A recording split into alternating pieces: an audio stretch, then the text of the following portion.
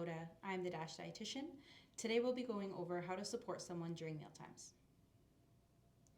So I've made sure to wash my hands before beginning because we want to make sure that we're not transferring any bacteria to the people we're supporting during mealtimes. We want to make sure we wash our hands first.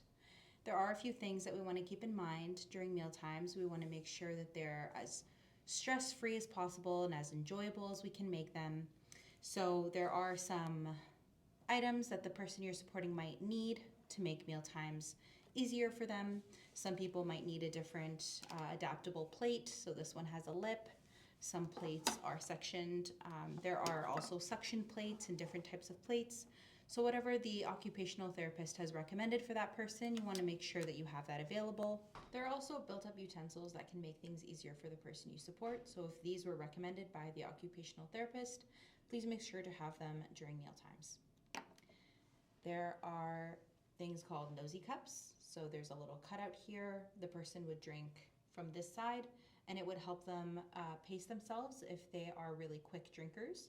So if this was also recommended by the occupational therapist or OT, please also have these available during mealtimes. As staff supporting people during mealtimes, we want to make sure that we are only providing as much support as is required. We don't want to over-support someone when they're able to be a little bit independent.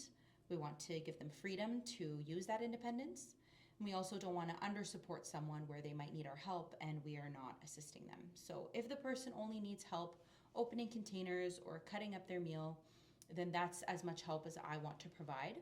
If they want help with hand-over-hand assistance because they're able to lift the spoon or fork to their mouth, but they just need a little bit of help from me, then I'm going to wrap my hand around theirs and help them bring it up. I don't want to over-support by just feeding them myself. Feeding someone actually increases their risk of choking by 19 times. So if they're able to use a little bit of independence to feed themselves, no matter which degree, we want to support that as much as possible and just assist them as much as they need it.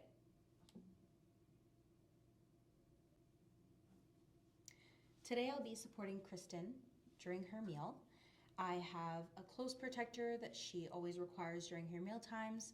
We also want to make sure that any glasses or hearing aids or anything that someone might need is available for them during meal times to make it more enjoyable for them.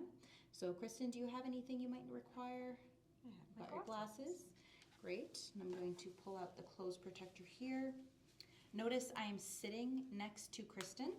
You want to sit next to on the side of their dominant hand. So Kristen is right-handed, so I'm sitting on her right. And that is going to make the meal feel more natural.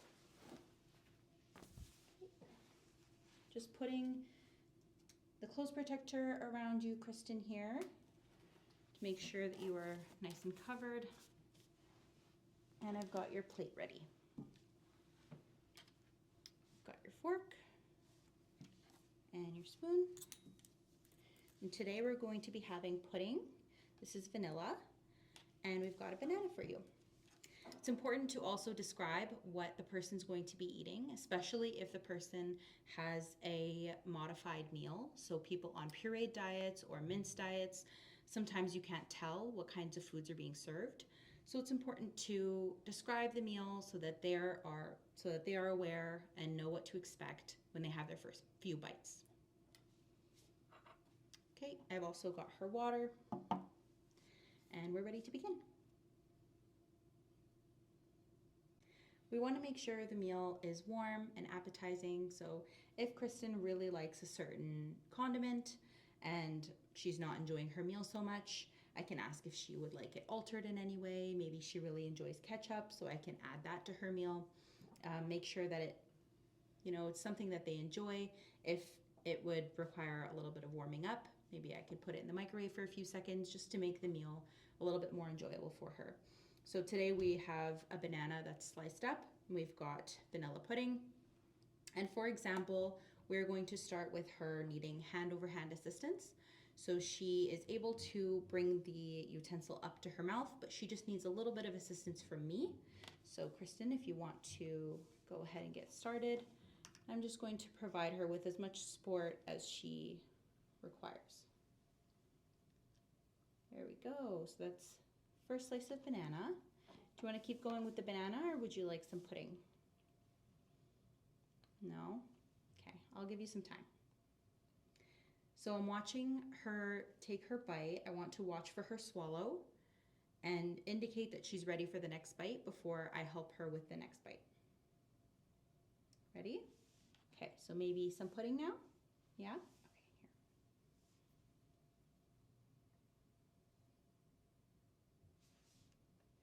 There you go. She struggled a little bit getting that pudding, so I'm going to just help her as much as she needs.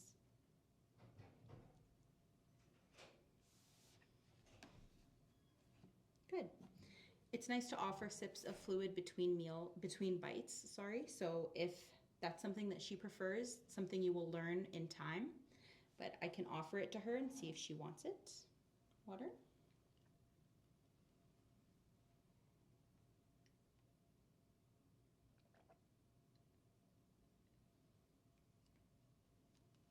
Good. Some people may drink too much water. Some people will not want water. So there's different types of recommendations that can come from the speech language pathologist or from myself as the dietitian. If someone drinks too quickly, you can just make sure to only offer small amounts at a time. So I can reduce the amount of water in here to a few sips so that even if she does drink all of it, she's not drinking too much, and then I can refill with a couple of sips at a time. For this next example, I'm going to act like Kristen requires full support from me to feed her, so she is not able to use the utensil at all. So I'm going to just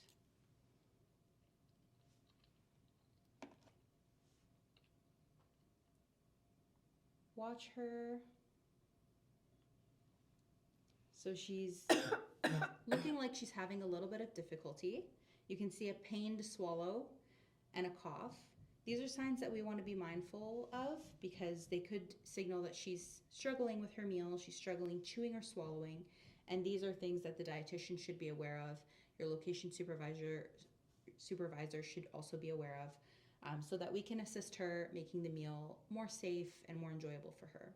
So if I notice signs like troubled coughing, trouble swallowing, if she looks like she's in pain, if people start to hold food in their mouth and not swallow, this can happen with water as well.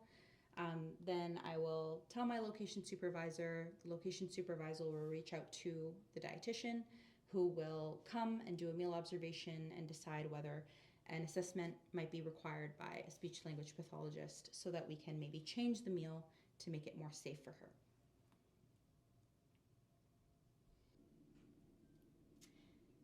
So because I'm supporting Kristen with her meal, I want to make sure that she is positioned correctly. So her back should be supported. She has nice, good back support with the chair she's on.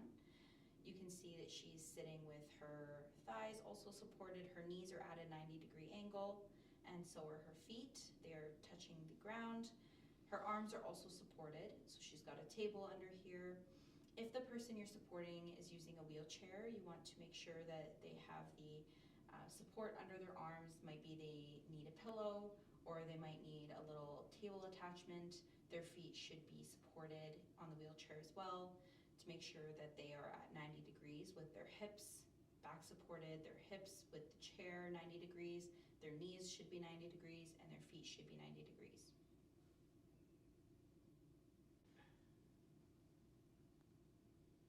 One of the main reasons we want to sit next to the person while we're supporting them with their meal is because if I'm standing while I'm helping Kristen, then she has to look up at me while she's eating. And if she looks up, then her airways open and she's more likely to choke. So you always want to make sure that you are sitting next to the person you're supporting. Thank you for watching this video. Please reach out to the Dash Dietitian if any questions come up or if you require any more support.